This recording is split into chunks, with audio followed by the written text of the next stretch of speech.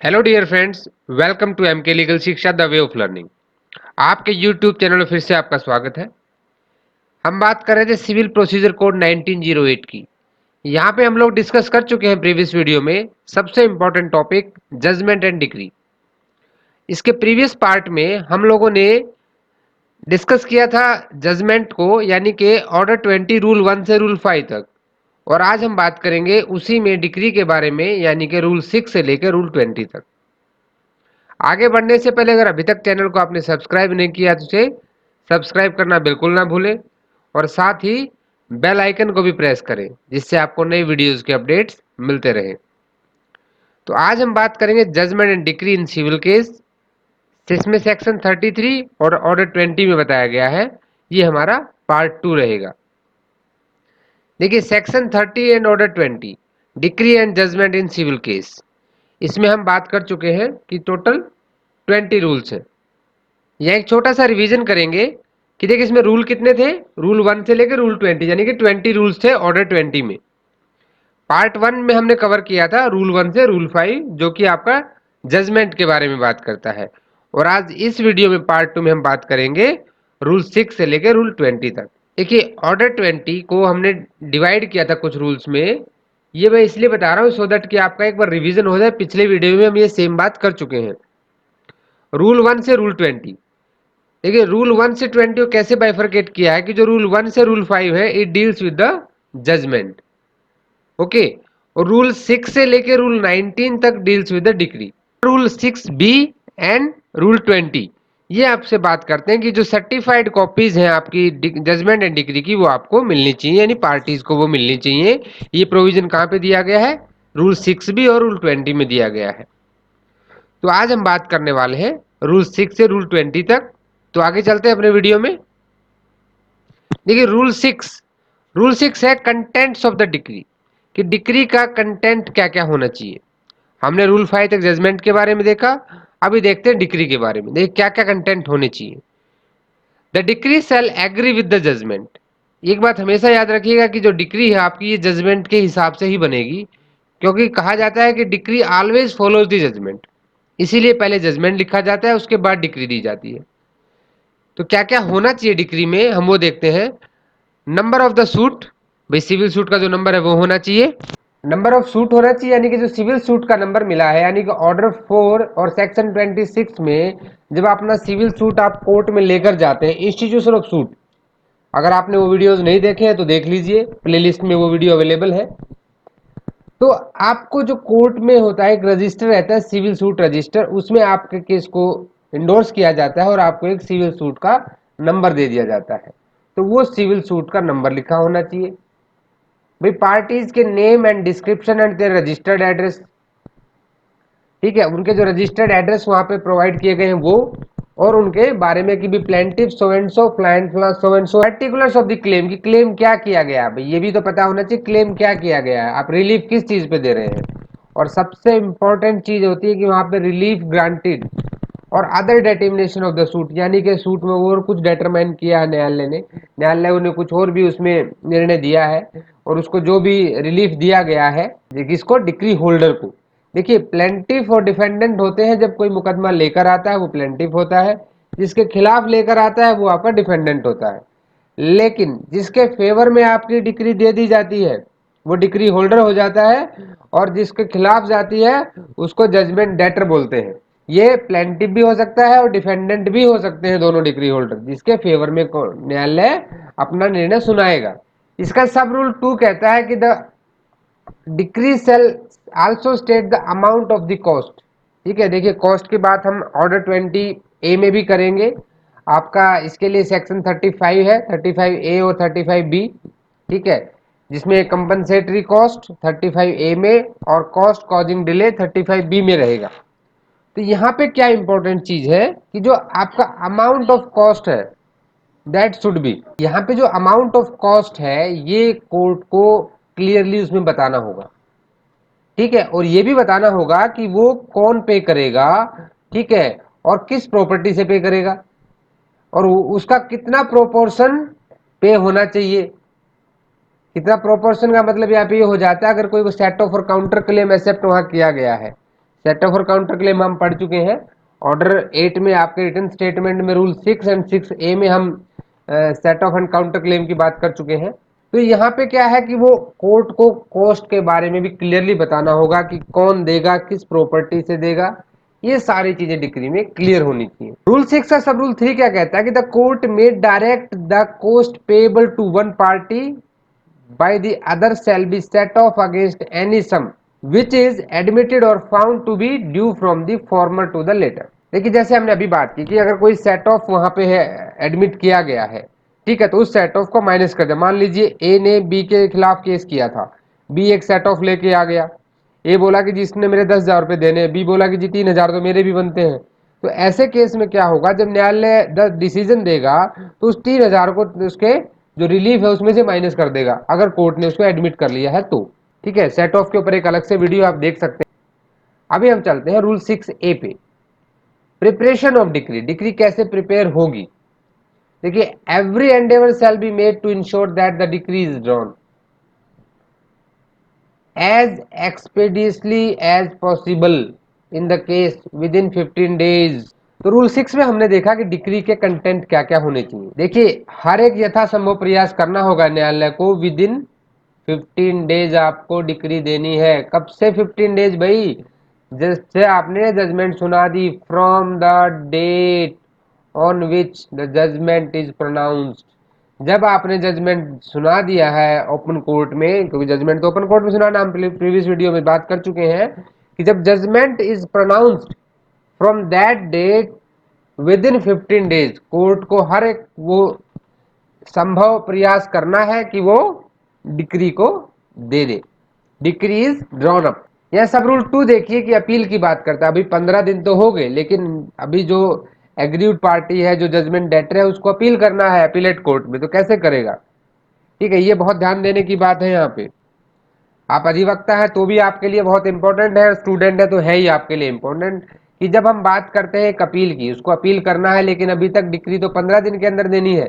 ठीक है, तो उस डिक्री के डिक्री के अगेंस्ट में जो अपील करेगा जजमेंट डेटर, वो without filing copy of decree कर सकता है।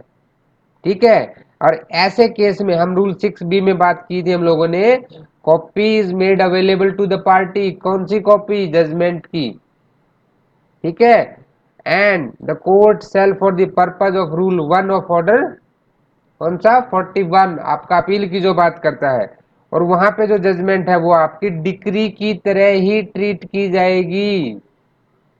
लेकिन ध्यान दीजिए, यहाँ पे यहाँ लिखा बट, जैसे ही आपका डिक्री ड्रान हो जाएगा, जैसे आपकी डिक्री आ जाएगी, तो जजमेंट है जो आपका, जिसको आपने डिक्री के तौर पे अपीलेट कोर्ट में फाइल किया था, वो that will cease to have the effect of a decree. फिर आपको वहां पे डिक्री की कॉपी देनी पड़ेगी। तो आप समझ गए कि जब तक आपका डिक्री नहीं आता है, तब तक आप जजमेंट की कॉपी पर ही अपील कर सकते हैं, लेकिन जैसे आपको डिक्री मिल जाएगी, वो आपकी जजमेंट की कॉपी एज ए डिक्री नहीं मानी जाएगी, फिर आपको डिक्री की कॉपी सबमिट करनी पड़ेगी। यह है रूल 6A। रूल 6B देखिए यहाँ पे क्या है कि भाई 15 दिन की अभी हमने बात कर ली। 6B में देखिए हम क्या करेंगे, copies of judgment when to be made available. Rule 6B, copies of judgment when to be available. देखिए, अभी जजमेंट की कॉपी कैसे मिलेगी, हम ये बात कर लेते हैं। 6A में हमने बात की कि भाई आप जजमेंट की कॉपी लेकर ही अपीलेट कोर्ट जा सकते हैं, अपील कर सकते हैं, जब क्योंकि डिक्री आने का वेट करने की जरूरत नहीं है आपको। तो कॉपीज क्या है कि जहां पे जजमेंट इज प्रोनाउंस्ड, जब जजमेंट दे दी जाती है, तो उसके 15 दिन के अंदर आपको डिक्री देनी है। तो ऐसे टाइम पे कॉपी की जजमेंट जो है, यहाँ पे क्या है कि copies of the judgment shall be made available to the parties immediately after the pronouncement of judgment। जैसे ही जजमेंट प्रोनाउंस कर दी जाएगी आपकी, उसको जो है पार्टी को क्या अवेलेबल कराना है? मेड अवेलेबल क्या? Copies of the judgment. भाई कॉपी जजमेंट तो ऐसे तो कोर्ट देगा नहीं, कोर्ट क्या करेगा? उसे फीस लेगा। ठीक है, फीस के रूल कौन बनाता है? हम बात कर चुके हैं, हाई कोर्ट बनाता है। क्यों देनी है? सो that he can preferring an appeal. ठीक है, वो अपील दे सके। और कैसे हम मिलेगी? पेमेंट ऑफ सच चार्जेस, और वो जो चार्ज है कॉपी लेने के वो कौन डिसाइड करता है? वो डिसाइड करता है आपका हाई कोर्ट। हाई कोर्ट उसके लिए एक सेट ऑफ रूल बनाता है कि भाई कितना आपको फीस डिपॉजिट करना पड़ेगा to avail the copies of judgment. अभी आगे बढ़ते हैं। रूल 7 यानी कि डेट ऑफ द डिक्री। अभी हमने बात की कंटेंट ऑफ डिक्री की, उसके बाद हम बात करने वाले हैं डेट ऑफ डिक्री।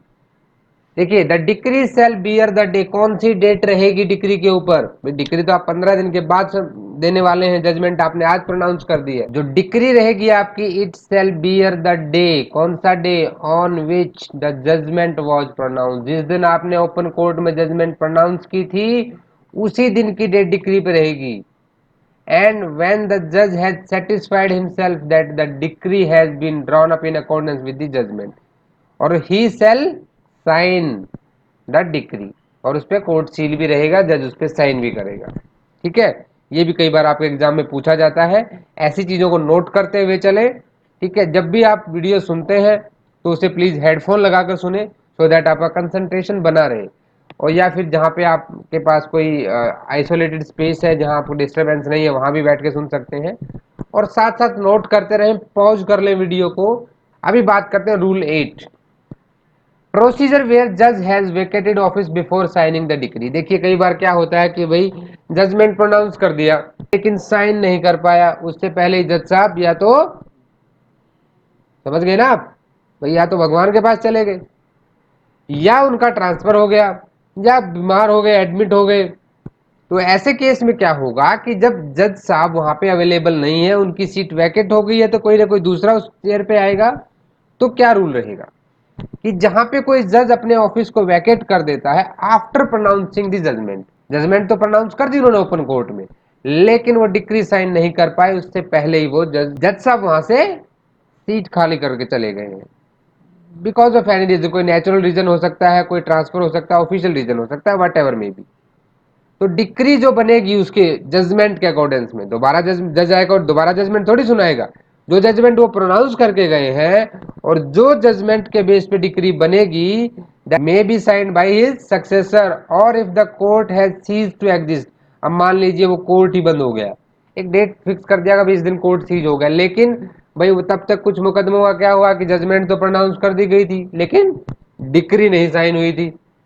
तो उस टाइम पे क्या होगा कि द जज ऑफ एनी कोर्ट, जज ऑफ एनी कोर्ट, कोई भी कोर्ट, कौन से कोर्ट?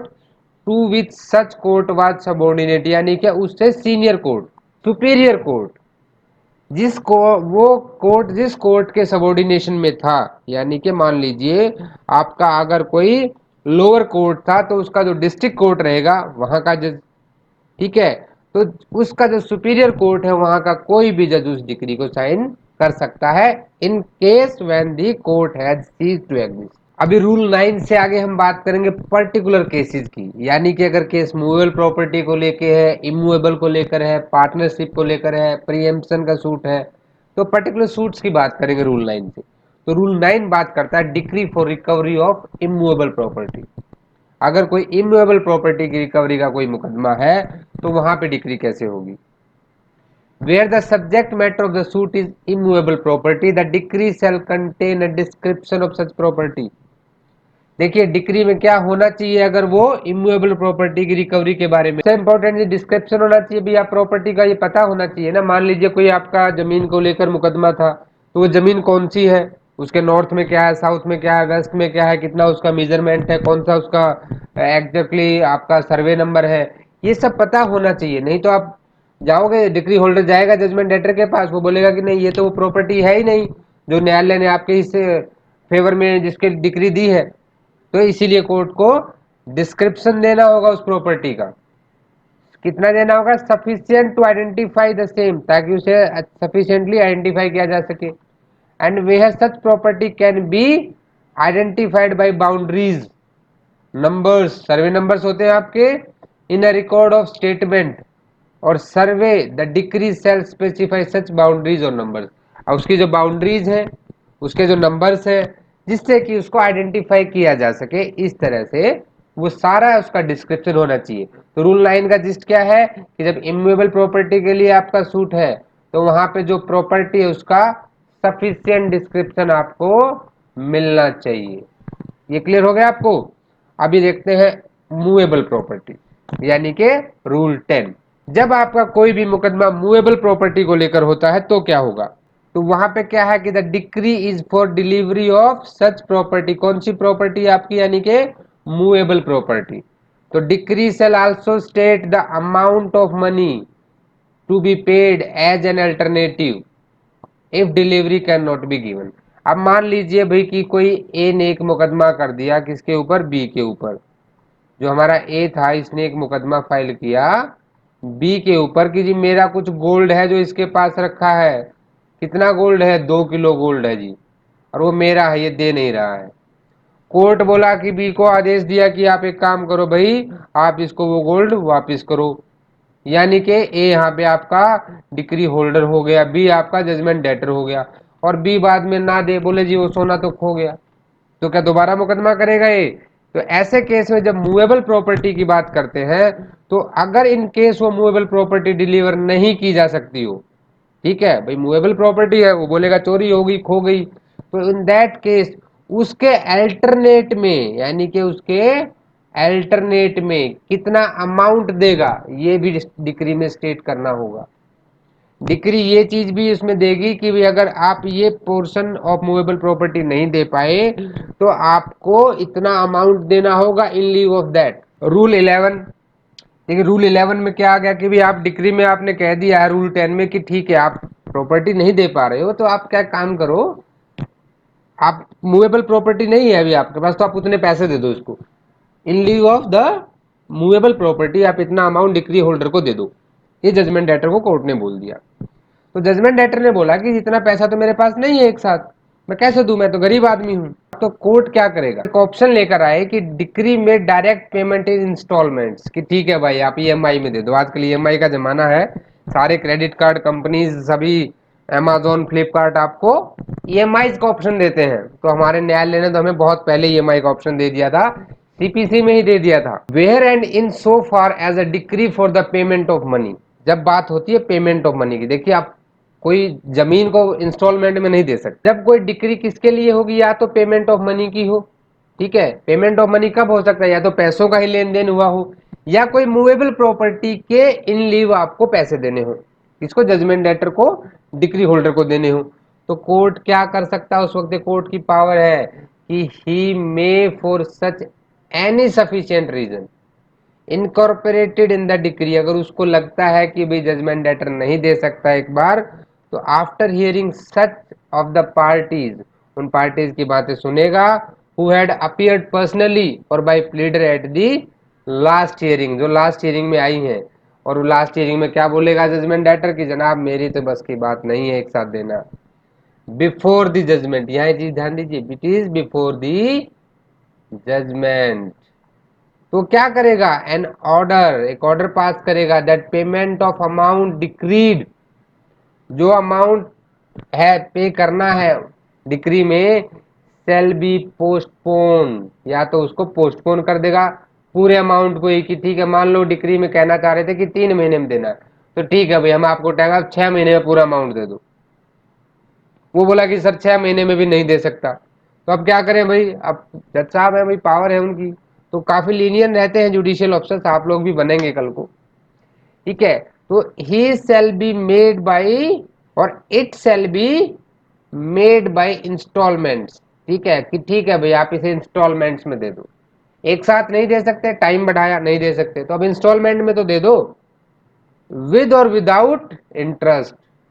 वो चाहे तो उसे इंटरेस्ट के साथ ईएमआई बना सकता है, आता ना कभी कभी इंटरेस्ट फ्री ईएमआई आती हैं, नो कॉस्ट ईएमआई जिसको हम बोलते हैं, और कभी कभी 14% इंटरेस्ट के साथ आप चीजें परचेज करते हैं, वैसे ही न्यायालय ने करता है। Not with standing anything contain in the contract under which the money is payable, इससे कोई मतलब नहीं है कि पैसों का लेन देन में क्या बात हुई थी, ये न्यायालय के ऊपर खुद का उसका डिस्क्रिप्शन पावर है कि वो चाहे तो उस अमाउंट को पोस्टपोन कर सकता है फुल अमाउंट को, कि भी कुछ टाइम के बाद दे देना, चाहे तो उसकी इंस्टॉलमेंट्स बना सकता है विद इंटरेस्ट और विदाउट इंटरेस्ट, ठीक है।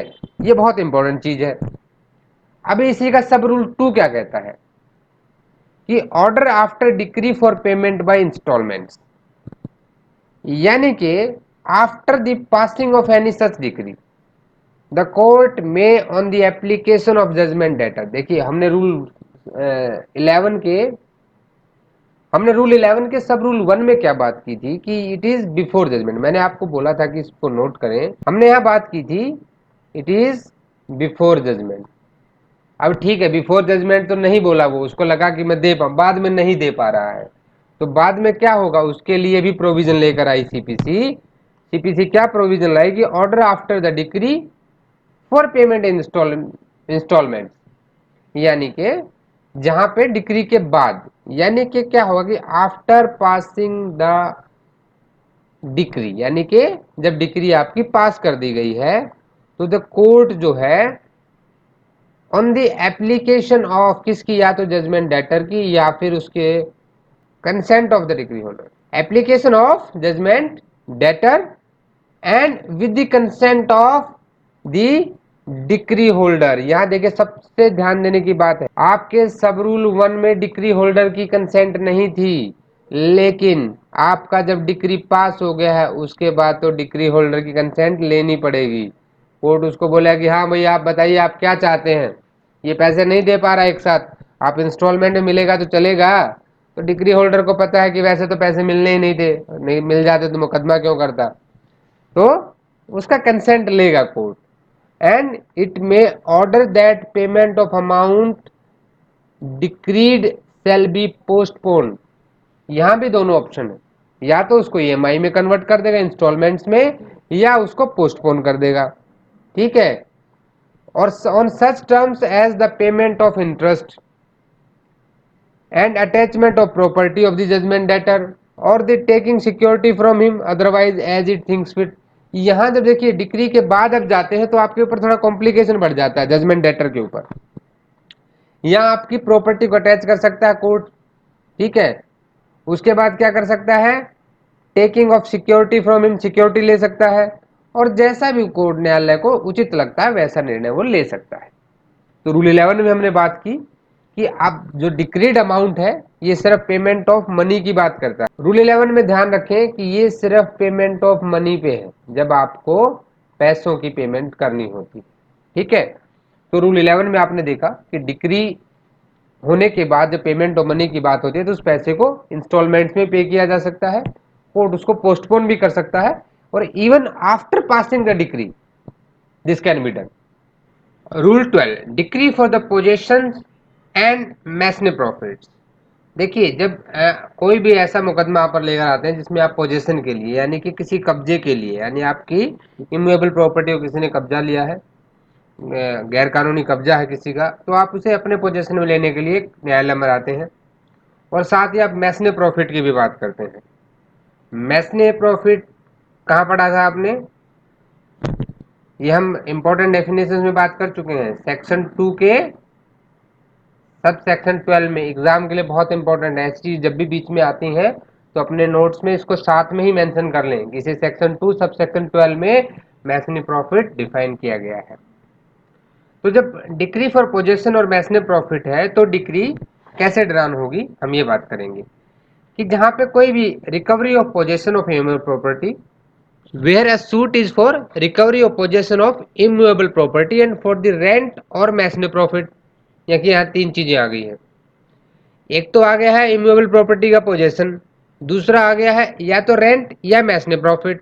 मैसने प्रॉफिट वो प्रॉफिट्स होते हैं जो किसी ने गैर कानूनी तौर पे किसी की इमूवेबल प्रॉपर्टी पे कब्जा करके ऐसे प्रॉफिट्स लिए हैं, या उसका एक्चुअल ओनर वो प्रॉफिट ले सकता था पर उसके गैर कानूनी कब्जे की वजह से वो प्रॉफिट वो नहीं ले पाया। तो ऐसे जो प्रॉफिट्स होते हैं उसको मैसने प्रॉफिट्स बोलते हैं।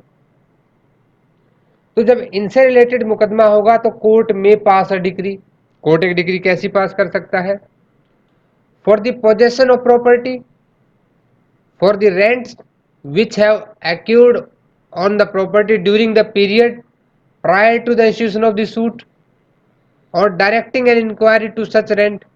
देखिए सबसे पहले तो यहाँ पे क्या कर सकता है, या तो वो पोजेशन ऑफ प्रॉपर्टी के लिए दे सकता है, दूसरा वो क्या कर सकता है फॉर द रेंट, जो उस प्रॉपर्टी ने रेंट लिया है, ठीक है, during the period prior to the institution of suit, भाई केस फाइल होने से पहले, यानी उसके कब्जे में रहते उसने उससे जो रेंट लिया है। और कोर्ट इसके लिए एक इंक्वायरी भी डायरेक्ट कर सकता है, एक कमीशन अपॉइंट करेगा। कमीशन हम किस में अपॉइंट करते हैं? आपके ऑर्डर 26 में, ठीक है। ऑर्डर 26 किससे रिलेटेड है? देखिए जहां भी कोई ऐसा वर्ड आ जाता है उसको अपनी नोटबुक में नोट कर ले, हाईलाइट करके वहां लिखेंगे ऑर्डर 26 में होगा ये काम, जिससे आपको सारे ऑर्डर्स और सेक्शंस याद रहेंगे। और जब ये बात मैसने प्रॉफिट की आए, ठीक है, और मैसने प्रॉफिट के लिए भी कोई इंक्वायरी डायरेक्ट की जाए, ठीक है, तब भी ऐसी डिग्री दे सकता है। डायरेक्टिंग इंक्वायरी टू रेंट और मैसने प्रॉफिट, देखिए ये तो कह रहा है कि बी में कह रहा है before institution of the suit, C में बात करेंगे अभी हम कि after the institution of suit, यानी कि from the date on which the case is instituted into the court, the delivery of possession to the decree holder, ठीक है, अभी उसको पोजेशन मिलना चाहिए डिक्री होल्डर, सबसे पहली बात तो यही है। दूसरा उसमें क्या है? The relinquishment of the possession by judgment debtor with notice to the decree holder through the court, कि भाई आप अपना इस पर से कब्जा हटाओ, ये उसका हो गया अभी। The expiration of 3 years from the date of decree whichever event first occurs, अभी इनमें से जो भी घटना पहले होगी, ठीक है, तो उस घटना के बाद क्या होगा? कोर्ट उस हिसाब से आपकी डिक्री दे देगा। सब रूल 2 क्या कहता है? रूल 12 का कि where an inquiry is directed under clause B, clause B क्या था? रेंट और मैसने प्रॉफिट के लिए। अब final decree in the respect of rent और mesne profit shall be passed in accordance with the result of such inquiry. तो जो final decree आएगी वो आएगी आपकी इस इंक्वायरी के बेस पे। देखिए डिक्री हमने बात की थी, एक होती है आपकी, एक है आपकी प्रिलिमिनरी डिक्री। प्रिलिमिनरी डिक्री क्या होती है? किसी भी एक आपके इशू को पहले ही डिसाइड कर देना और बाकी केस डिस्पोज ऑफ होना बचा हो। दूसरा होता है फाइनल डिक्री, जब आपका केस फुल्ली डिस्पोज ऑफ हो गया हो। जब ऐसी इंक्वायरी होती है जो क्लोज बी में दी गई है, तो in that case that decree is known as partly preliminary and partly final decree. और जब ये इंक्वायरी आ जाती है तब उसके बाद आपकी फाइनल डिक्री आती है। आपको ये चीज अच्छे से क्लियर हो गई होगी। Rule 12A, decree for specific performance of a contract for the sale और लीज ऑफ इमूवेबल प्रॉपर्टी। देखिए ये बात कर रहा है कि जब स्पेसिफिक परफॉर्मेंस की बात कर रहा है, जब कोई भी ऐसा मुकदमा आता है specific performance of a contract से रिलेटेड, और उसमें जो डिक्री आती है, मान लीजिए वो सेल और लीज ऑफ इमूवेबल प्रॉपर्टी की है, order that the purchase money और other sum to be paid by the purchaser, या वो कुछ एक स्पेसिफिक परफॉर्मेंस करने के लिए जब कोई डिक्री पास होती है, तो उसमें इंपॉर्टेंट एक ही चीज है कि वो the decree shall specify the period within which the payment shall be made, यानी कि वो जो स्पेसिफिक परफॉर्मेंस में पेमेंट का प्रोविजन दिया उन्होंने डिक्री में, उसके लिए पीरियड स्पेसिफाई होना बहुत जरूरी है। रूल 12 में सबसे इंपॉर्टेंट चीज यही है कि जब आपका मुकदमा किसी स्पेसिफिक परफॉर्मेंस ऑफ कॉन्ट्रैक्ट के लिए हो तो वहां पे पीरियड स्पेसिफाई करना जरूरी है कि कितने टाइम के अंदर आपको पेमेंट करनी है। रूल 13 ये एडमिनिस्ट्रेशन सूट की बात करता है, जहां पे कोई भी मुकदमा आपकी प्रॉपर्टी से रिलेटेड है, ठीक है, and for its due administration under the decree of the court, the court shell before passing the final decree pass a preliminary decree ordering such accounts and inquiry to be taken and made and giving such directions as it thinks fit। देखिए यहाँ पे क्या कहता है, जब किसी account of any property से related अगर कोई मुकदमा है, तो उससे रिलेटेड जो भी इंक्वायरीज है वो एक प्रिलिमिनरी डिक्री देगा पहले, जैसे कि हमने पिछले इसमें बात की थी पोजेशन और मैसने प्रॉफिट का, जब कोई सूट आता है तो जो प्रिलिमिनरी डिक्री के बाद आपका केस डिस्पोज ऑफ नहीं होता है, एक प्रिलिमिनरी डिक्री दे देता है, लेकिन जो बाकी उसके अकाउंट्स और इंक्वायरीज है उनको एक अलग से कमीशन मुकर्रर करता है और वो कमीशन उस पर इंक्वायरी करता है और उसकी रिपोर्ट के बेस पर ही फाइनल डिक्री आती है। और कोई दूसरी निर्देश अगर जो न्यायालय को अच्छे उचित लगते हैं तो वो भी न्यायालय दे सकता है। सब रूल 2 कहता है कि in the administration by the court the property of any deceased person if such property proves to be insufficient for the payment in full of his debts and liabilities.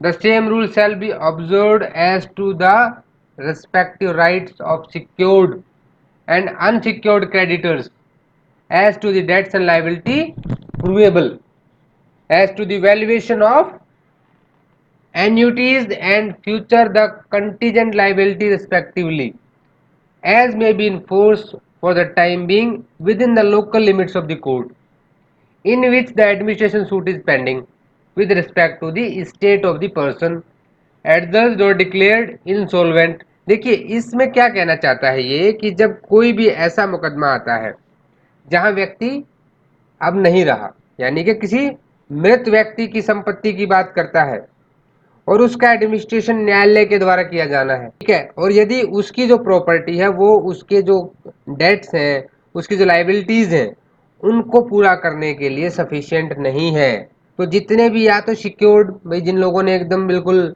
Proper legal way में लेन then किया है, कुछ क्या होता है कि भाई बिना किसी रिटर्न एग्रीमेंट के ही पे उधार दे दिया हो, न्यायालय एक इंक्वायरी कराएगा, उसी इंक्वायरी के बेस पर उसमें वो डिक्री देगा। तो रूल 13 हमारा किसकी बात करता है, जब एडमिनिस्ट्रेशन सूट की बात होती है। रूल 14 डिक्री इन प्रीएम्पशन सूट, जब तक आपका परचेज मनी जमा नहीं होता है तो परचेज मनी जमा होने के बाद उसके बाद ही कोर्ट आपकी डिक्री सुनाता है, decree in preemption suit. Rule 15 decree in suit for dissolution of partnership, जब पार्टनरशिप डिसोल्व करनी है तो कोर्ट इस टाइम पे जब पार्टनरशिप का डिसोल्यूशन की बात आएगी तो कोर्ट वहां क्या करेगा, सबसे पहले एक प्रिलिमिनरी डिक्री देगा। उस प्रिलिमिनरी डिक्री में क्या करेगा कि उनका proportionate share of parties decide कर देगा कि किस पार्टी को कितना मिलेगा। देखिए इसमें फर्क है, किसको क्या मिलेगा ये नहीं बताया उसने, किसको कितना मिलेगा ये उसका हिस्सा उसने प्रिलिमिनरी डिक्री में डिसाइड कर दिया। फिर उसके बाद एक कमीशन मुकर्रर होता है जो डिसाइड करता है कि कौन सा हिस्सा किसको मिलेगा। तो ये आपका पार्टनरशिप सूट के बारे में हो गया। रूल 16 है decree in suit for account between principal and agent, ये प्रिंसिपल एंड एजेंट की बात करता है, यानी कि मालिक और अभिकर्ता के बीच में अगर कोई मुकदमा आता है तो कैसे होगा, in a suit for an account of pecuniary transactions between a principal and an agent, यानी कि किसी प्रिंसिपल और एजेंट के बीच में पिक्यूनरी ट्रांजैक्शन यानी कि आर्थिक लेन देन हो जाता है, where it is necessary in order to ascertain the amount of money due to और from any party that an amount should be taken, court may pass preliminary decree. यहां भी court एक जो है प्रिलिमिनरी डिक्री पास कर देगा, जहां court ये डिसाइड करेगा, कब करेगा प्रिलिमिनरी डिक्री, जब ये असर्टेन करना जरूरी हो, ये निश्चित करना आवश्यक हो कि अमाउंट ऑफ मनी कितना है, किस पार्टी से या किसको देना है। जब ये सब कुछ निश्चित करना होता है तो ऐसे केस में भी एक प्रिलिमिनरी डिक्री पास कर देगा। रूल 17 है special direction as to the account, यानी कि विशेष निर्देश दे सकता है न्यायालय किसी अकाउंट से related. The court may either by decree directing an account to be taken और any subsequent order gives special direction with regard to the mode in which the account is to be taken or vouched, and in particular may direct that in taking the account the books of accounts in which the account in question have been kept। मान लीजिए कोई account है, ठीक है, कोई आपका ऐसा लेखा जोखा है जो कि कंट्रोवर्सी में है, जो क्वेश्चन में है, जो आपके सूट मुकदमे में है, तो न्यायालय क्या कर सकता है, जो बुक ऑफ अकाउंट्स होती हैं, ठीक है, वो उनको ले लेगा, उनकी इंक्वायरी कराएगा।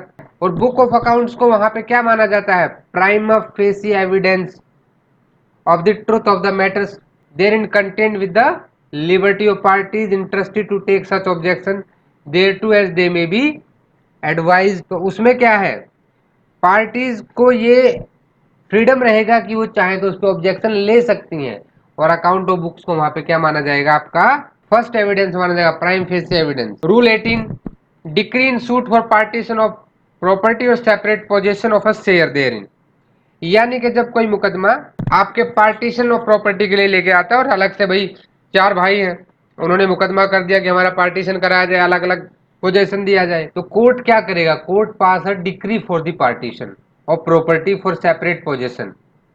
कैसे, he shall direct such partition और separation to be made by whom, collector. ये एग्जाम में बहुत बार पूछा जाता है, please note it down, it is very very very important. ठीक है, जब पार्टीशन ऑफ प्रॉपर्टी में the partition is made by whom, by the collector और any gazetted subordinate to of the collector deputed by him, उसी के द्वारा कोई नियुक्त उसका गजटेड सबॉर्डिनेट ये काम कर सकता है, ये भी कलेक्टर के बिहाफ पे। ये आपको सेक्शन 54 में भी दिया गया। If and in so far as much decree relates to any other immovable property और to movable property, the court may if the partition और separation can not conveniently made without further inquiry pass है preliminary decree declaring the rights of several parties, कुछ parties के rights को declare कर देगा and giving such further direction as may be required, उसमें preliminary decree दे सकता है। तो सबसे इंपॉर्टेंट यहाँ पे कौन करता है, कलेक्टर करता है, इसको नोट कर लें, ये एग्जाम में बहुत बार पूछा जाता है। रूल 19, यहाँ बात करेंगे सेट ऑफ और काउंटर क्लेम की। तो सेट ऑफ और काउंटर क्लेम आपका कहाँ पूछा जाता है, ऑर्डर 8 रूल 6 एंड 6A। 6 में आपका सेट ऑफ है और ऑर्डर 6A में आपका काउंटर क्लेम है। It is against the claim of plaintiff and decree shall state which amount is due for to the plaintiff and what amount is due to the defendant. हम पहले देखिए, जब हम content of decree की बात की थी, हमने वहां भी बात की थी कि सेट ऑफ और काउंटर क्लेम उसमें होना चाहिए। अगर सेट ऑफ या काउंटर क्लेम को एडमिट किया गया है तो कोर्ट को ये उसमें क्लियर करना होगा कि कितना अमाउंट जो है वो प्लेंटिफ के अगेंस्ट में है, यानी कि क्या जो प्लेंटिफ से ड्यू है और कितना अमाउंट जो आपका डिफेंडेंट से ड्यू है, and shall be for the recovery of any sum which appears to be due either party। सब रूल 2 बात करेगा appeal from decree relating to set off और काउंटर क्लेम। भाई सेट ऑफ और काउंटर क्लेम से appeal कैसे होगी, any decree passed in a suit in which a set off, इसमें कोई सेट ऑफ और कोई counter claim is claimed shall be subject to the same provision in respect of appeal to which it would have been subject to if no set off or counter claim had been claimed। यानी कि देखिए, जिस decree में set off और counter claim है उसकी appeal भी वैसे ही होगी, मान लो कि अगर वो सेट ऑफ और काउंटर क्लेम नहीं होते तब होती, यानी कि उनके होने से कोई फर्क नहीं पड़ेगा। सब रूल 3 कहता है कि the provision of this rule shall apply whether the set off is admissible under rule 6 of order 8 or otherwise। तो ये भी नोट कर लीजिए, आपका सेट ऑफ कहाँ आता है, rule 6 of order 8 return statement का ऑर्डर है ये। इसका वीडियो अगर आपको देखना है तो हमारी प्लेलिस्ट में अवेलेबल है। ठीक है, तो सेट ऑफ पे वही सारे रूल लगेंगे जो वहां पे दिए गए हैं। ऑर्डर लास्ट रूल हमारा आता है rule 20, certified copies of judgment and decree to be furnish. देखिए, हमने एक रूल 6 भी किया था जहां पे हमने बात की थी कि जजमेंट की कॉपी मिलनी चाहिए पार्टी को, so that he can appeal as per rule 6A without the decree. अभी यहाँ पे क्या बात है कि जब भाई जजमेंट और डिक्री दोनों आ गए हैं तो उनकी जो सर्टिफाइड कॉपीज हैं वो पार्टीज को मिलनी चाहिए on the application to the court. एक एप्लीकेशन देते हैं एंड देयर एक्सपेंसेस, और अपने खर्चे पर लेते हैं, उसके लिए कुछ चार्जेस डिसाइडेड होते हैं, और कौन डिसाइड करता है, आपका हाई कोर्ट डिसाइड करता है। यहाँ पे आपका ऑर्डर 20 के सभी 20 रूल्स खत्म हो जाते हैं। अगर आपको कोई भी डाउट है तो प्लीज मुझे कमेंट करके बताएं। Thanks for watching this video.